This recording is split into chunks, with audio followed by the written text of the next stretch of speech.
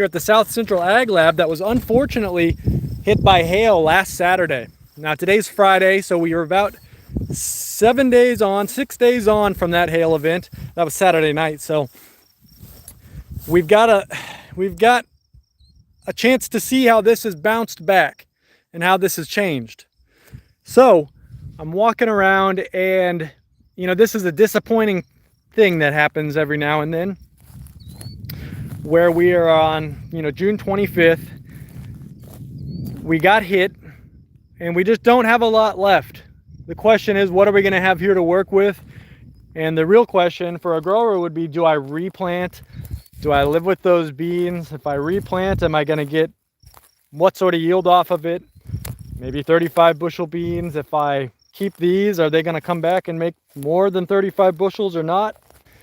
Where do we go from here is a huge question for growers. So while we're here, I'd just love to hear questions from the chat. I'd love to hear anything you guys think, what's going on in your fields, and questions about the hail event, about the hail, about the damage, and about what we're going to do. Out here in this field, I've got both corn and I've got beans nearby. We've even got some weeds here as well. So we can look at how those were affected by the hailstorm and what we're likely to see from this field. So let me start. I'll open up the chat and we will show you some beans that have some hail damage. So first thing are these hail damage. These were full plants. These were plants, quite a few inches taller, loaded with leaves.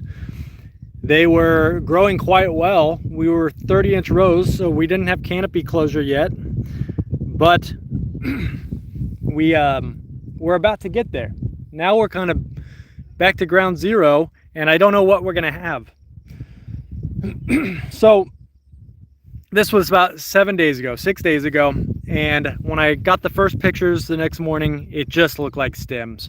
I didn't see anything going on out here. I didn't know what we were going to have after that hailstorm wiped out these fields. We have the worst case. We've got plants. I mean, surprisingly, these look a lot better than I expected. So this was a plant that was quite a bit taller. It had leaves. It was growing quite well, and now we've just got this stem. Now, if you look close though, is this plant going to survive after this hailstorm? Well, if you look close, you can see right here, there's still a growing point. Right there, there's a little bit of a bud that's going to grow out and leaf. We've got a partial leaf here at the base of these leaves, pretty much across the board on plants. At the base of where there's a leaf, there's another growing point, like a backup bud. That's going to grow out, and that's going to fill out this field. We're going to have a plant out of this stem, and that's one of the worst off looking plants from this hailstorm field. If we go over here, here's one of the better looking ones. You can see this was a trifoliate. Leaves would have been here, leaves would have been up here, but look what survived. Right here at the base, we have that bud growing in, and we already have a new trifoliate. A trifoliate is when you have these three leaves together. Those three leaves, they're going to grow, and that's going to sort of be the new plant. It's going to grow based off the same stem. We'll get a new plant. That's already quite far along. Now, for those that just joined the chat, we had a hailstorm about 6 days ago. It destroyed this farm field, and while we had a really good looking field, now the question is, are these going to survive at all? And what are we going to get for a yield off of this field? Ideally, we would have hoped for a yield of 65 bushels from this field. 65 bushels, a bushel you could imagine is like a sack of grain, a sack of beans in this case. But we're not going to get that anymore. I think we'd be real lucky if we got half of that. In fact, in this case, we'd be lucky if we got anything, but we're just getting out here for the first time. The recommendation after a hailstorm is wait 7 days and then go look at it, because you see it right away. It'll bring a tear to your eye just how bad it looks. But if you wait, if you give it a little bit of time, often it's actually not as bad as that first look. There's more going on than you'd think. So I just pointed out, here's a plant that's already growing back. We've got new growth. And even on this worst-off stem of, example of one of the worst ones out here, there's buds right here that are already starting to grow. So this is going to come back and be a productive plant. On this one right next to it, right here, we've got a bud. Now there's two problems in this field. One is the hail, of course. The other one is we're going to have to deal with weed control now. When these beans were bigger, they were about to close off and cover the ground. But now that we've lost that canopy cover, what are we getting? We get more sun down to the surface. There's still weed seeds here. And here's a weed that's not going to get shaded out. So this weed's going to grow. So now we've got to come back and plan more weed control than we had planned or scheduled.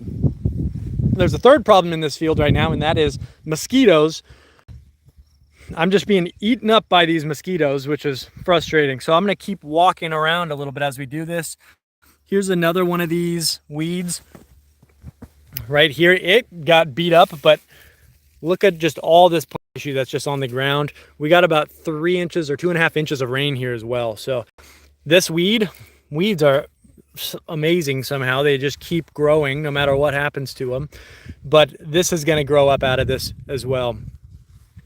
And thanks everyone in the chat for saying hi. I appreciate you coming out to watch.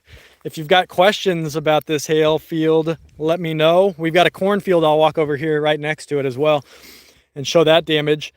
You can leave your condolences in the chat as well. Much appreciated.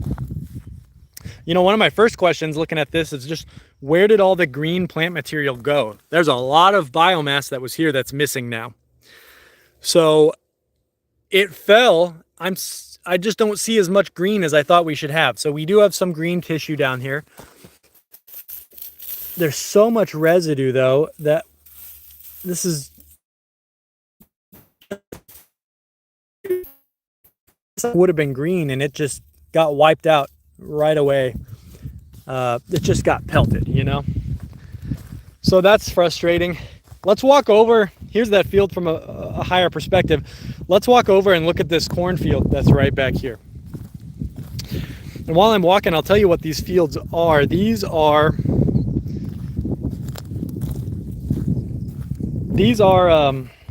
we got 3 inches of rain here, by the way, in this last week or so, which is a lot for this field. We're in sort of south central Nebraska. It's the center of irrigated field production here in Nebraska. Well, Nebraska's sort of the center of irrigation of row crops in the United States because we have just an enormous aquifer under this part of the state. We can just, there's seemingly limitless water down there, and research on that aquifer shows that it's actually filling faster than we're pumping that water. We have sandy soils here, so a lot of that goes right back down. We're in the Platte River Valley. We've got the Missouri River. The Platte River runs kind of right through it, and it's sandy. It just sinks into the ground. We have giant center pivot irrigation systems like this. This one is actually not a center pivot. This is a linear, so it's just one long straight line that has wheels on the whole thing, and it will just drive across all these fields from one end to the other. The question is, with that, is where does the water come from that gets pumped out of that enormous sprinkler? And it's a giant hose. So we've got on the end down there, we've got a well where we plug into that, or actually up there's a well pump right there. And we'll run a hose from that over to this base station right here where that'll plug in, and we've got to manage that hose and watch it and shift it and move it as this sprinkler drives. So for anyone who just joined the chat or the live stream, we had a hailstorm 6 days ago that came in and wiped out these crops. It's terrifying when you first get that text or message from whoever got out here first and saw it. Pictures like these. Here's the edge of a cornfield, and you can just see how beat these plants are. They got pelted by hail that was maybe golf ball sized. It came with about 3 inches of rain, which flooded up all this residue. So you can see I'm just standing in a whole bunch of soybean residue, old corn residue, and under it, here's some of that corn that got beat off those plants. So that's stressful, right? Here's what the corn looks like. Do you guys think, anyone in the chat, do you think this corn is going to survive as beat up as it is?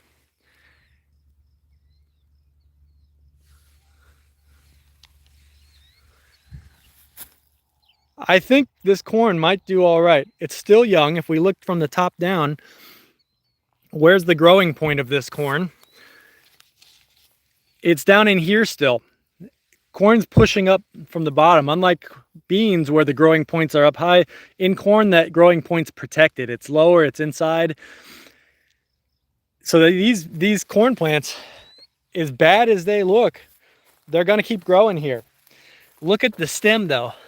Look how beat up that stem is from that hail just pelting it. That's gonna create wounding. I mean, the leaves obviously are covered in wounding. And what happens when we get those leaves open? We're gonna get the opportunity for things to get inside of that plant. Just like people get sick, plants get sick too.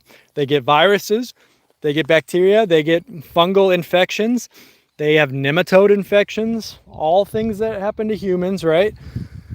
Except all animals have a much more evolved system of defense against pathogens. Plants doesn't really adapt as things change. Plants just have sort of a constitutive immune system that's just defense. It can turn itself on and on, but it can't grow an antibody. It can't develop an antibody that's going to come in and target a disease or an infection as it happens. So plants don't really have a curative ability like humans do. If a cell gets damaged and it's sort of just going to die, and if you've got enough cells around it that are going to survive, the plant's going to survive. So when you get wounding like this, first of all, we're going to have new leaves. These are already growing and coming out, and they're going to establish, and we're going to have a leaf there. That's not going to be like this. The new leaves are going to be far more important to yield when we get to that stage. The old leaves will be lower down the plant. They'll be less important. So this corn, it could do all right still. But the question is, are the bacteria and the fungi going to get in there, cause an infection, and make these sick now? Well, certainly some of them are. Especially the bacteria, they're set up to take advantage of this more. The fungi don't really need this to infect a plant. So we're not really going to see more severe fungal infections, but we might see more bacterial infections. And what can we do for a bacterial infection? A human or an animal can take an antibiotic. We really don't apply antibiotics at field scale for crops. So when bacterial infections happen, we really just leave them. None are manageable in an effective way. Often in some crops, they're not that significant of issue causers, of yield loss causers. This is the soybean field. Bacterial pathogens just don't steal that much yield from soybean. There's two pathogens, Xanthomonas and Pseudomonas, that attack soybeans. They're not going to come in here and wipe it out. They're going to make leaves look ugly sometimes, but you're not going to lose a ton of yield to them. On corn, there's more bacterial pathogens that cause issues, but you still can't manage them. It's not economical to go in there and spray something. And you definitely don't want to go in there and spray a fungicide. If you spray a fungicide on a bacterial infection, it's going to do nothing because a fungicide kills a fungus. Won't do anything. The other thing is these plants typically, with all this wounding going on, the plants are pretty effective at sealing those up. So really within an extremely short amount of time, minutes to hours, the plant's going to seal up those wounds. They've got saps. They're made for this. For when a wound happens, each individual cell is set up to really just seal itself up or quarantine infected cells. Plants are pretty good at quarantining infected areas. So they're going to seal up, and these plants are going to look way better in a couple weeks. Anyone else in the chat have any other questions about this? What do we do in this situation? People have hail insurance. An appraiser is going to come out, or from the insurance company, they're going to look at this and they're going to decide if this qualifies. They're going to look at it, and we might leave some areas of this.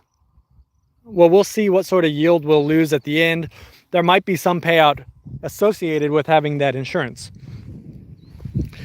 Hopefully we're still going to get some yield off of this, although it's going to be maybe insignificant compared to what it was before. But these beans, they're actually coming through. A lot of them look like they have growing points. So let's just grab a point in the row. I'll mark this point in the row right here. That's where we're starting. Let's count 10 plants. 1, 2, 3, 4, 5, 6, 7, 8, 9, 10 plants to right there. So let's look at those plants and see how many of them have new growth coming back on. So this first one, if you look, here's where an old leaf was. This petiole goes down here. These fall off, but at the base of leaves on the plant stem is where new growth will happen. And you can already see right there, this little nub is new growth. That's going to be a new set of leaves that come out of there. Question in the chat real quick: is hail insurance generous, or do farmers still lose a lot of money? Well, they had to pay for it up front, and it's probably not going to help you do as well as you had expected to do off that field. So it's still going to be a consolation of what the total investment into that field was. But, you know, hopefully a grower is not losing every field to this. The farm I'm on here today is about 1 square mile. I'm on the south end of it. That fence down there is the south end of it. The south side got hit really hard. The west side got hit really hard. But the north and the other side, they look like they're doing okay over there. They're going to pull out a lot better. But even over here, it looks like we're going to leave these beans and see how well they do. Let's go back to our count. That first of 10 plants is already growing. This second one, I see a smaller bud, but this right here, that right there is a new bud. So there's going to be some growth coming out of there. These still have established root systems under them. Hey, in the comments, thank y'all for coming. So 2 of them are growing. Here's the third one. This one's definitely growing the best so far. It's already got little leaves starting to open up. 3, number 4 here. It's, yep, there's a bud, it's growing. 5, yep. 6, yes. 7, yes. 8, maybe less so. I'm not seeing. 9, yes. 10, yes. So 90% of those plants we just looked at have growth. Some of them it's moving along pretty good. So, you know, that's better than nothing. Now, if these were broken off down here, just a little bit lower, 2 inches lower, if they would have broke off there, all those growing points are above that. So we would have lost every single growing point. And unlike corn, which keeps its growing point protected and down low, these have it up higher and it's less protected, right? So, but it looks like we broke off with at least 1 or 2 potential growing points above it. Potential growing points on a plant are the base of leaves. This is a petiole. Here and here, at the base of that, we would have a growing point there and a growing point here. So we can still see those come out of that and have some growth. Man, the earthworms are out today. This one's just moving along right under me. Who likes earthworms in the chat? We're gonna have a lot of residue here. All this plant material that broke off is just piled up. Something needs to break this down. We've got, with increasing crop yields, we have increasing crop residue. And we need more stuff breaking that down in the soil. We need to take care of our soil health. And we need to, you know, this is an organic system, organic matter system. This is not organic production. But we need to keep that moving and turn that over in the soil. We just produce such effective crops these days. with corn yields so high, we're growing so much biomass in those fields, soybeans too, that we need stuff to break that down. All right, who's got questions about this in the chat? It looks like we're gonna have more of a crop here than I expected when I first saw this field. Now it's been 7 days since this established, and it's coming along. The plants broke off about 6 inches from the ground, which is good because we have growing points below them. Looking over here again, look, we've got good growth on these beans, even right here. This plant broke off here. It lost that apical dominance. The dominant part of that upper plant is gone, and it's the dominant upper part of the plant is making hormones that are going to suppress growth below it. If we have a healthy leaf right here, the plant doesn't need to make another healthy leaf right next to it. But the fact that that apical dominance got taken away, the hormones stopped flowing down, and now it's allowing growth to occur where it was being suppressed before.